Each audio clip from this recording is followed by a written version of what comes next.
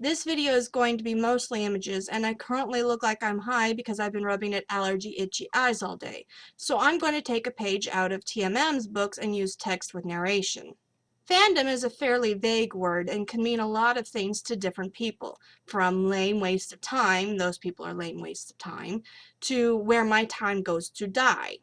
To others, it means a place where friendships are made and broken. It means a community of people who care about the same things you do, even if you disagree on other things. Google defines it as this: the fans of a particular person, team, fictional series, etc., regarded collectively as a community or subculture. Fandom is the context in which fan fiction is written and posted alongside fan art, fan vids, I have a couple if you want to see, and exchanges of theories and thoughts about what isn't shown in the canon source. Fandom can help propel forward cultural changes and encourage content creators to add diversity and representation to our beloved series. Take the recent decision by BBC to make the next Doctor a woman. This has come after a long campaign by fans of the series and a cultural pushback against all protagonists being white males. Naturally, this has caused controversy, and many man-children think this has taken diversity politics too far. I think their tears are sweet and nourishing.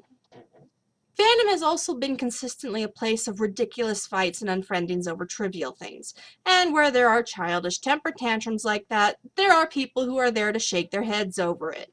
Take the community of Fandom Wank, for example. This community existed for the sole sake of people to look at some truly idiotic fights in fandom and laugh, because when faced with stupidity like unfriendings over an animated character's eye color, you can't do much more unless you want to sob as your faith in humanity dies a slow death. Yes, this really happened. The Fullmetal Alchemist fandom in its prime could come up with some stupid shit. If you want to see an extremely convoluted example of the dark side of fandom, look up the epic of Ms. Scribe in the Harry Potter fandom. It remains an infamous reminder of how things can escalate really quickly. Tumblr seems to be where fandom hangs out the most these days, though a lot of people are still on live journaling as clones, such as Insane Journal and Dreamwidth. These sites mostly host fanfiction communities and roleplay communities. Tumblr is where you can go to find things like this, where fans engage in goofy discourse, making tons of jokes that people who are outsiders wouldn't necessarily get. It can also be a place where you can find inspiration for your own work. I've incorporated a couple ideas from Tumblr posts into my own writing. An example is the idea that Bucky Barnes walks behind Steve Rogers going upstairs because of Steve's asthma. Better to have to stop and pretend to tie his shoe than get 2 floors up and realize that he left Steve behind.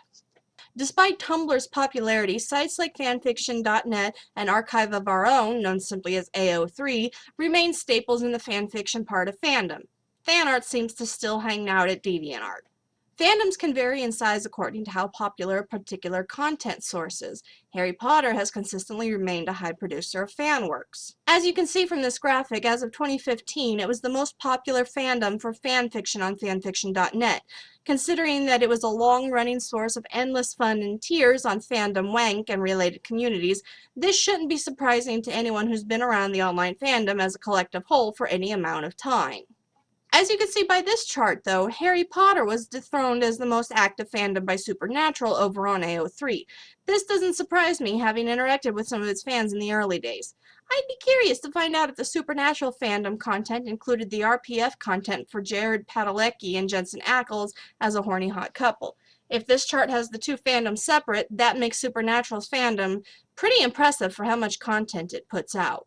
Fandom has a lot of rules it runs by that are mostly incomprehensible to outsiders. Taking on big-name fans is dangerous, for example. If you want to become a BNF, write a really shitty slashfic that caters to bodice ripper romance conventions but with penises. In some fandoms, that seems to be all that's required. One rule that remains the same across all fandoms: Rule 34. Rule 34 states that if it exists, there is porn of it. This rule has never had an exception to it that I've found. There's even pong porn. Yes, you heard that right. Pong porn. Overall, fandom can be a pretty awesome place to hang out. Just be prepared with some brain bleach and some tissues, because if the twistedness that comes out of fans doesn't destroy your brain, the thought and heart behind every word will make you cry, both good tears and ugly tears.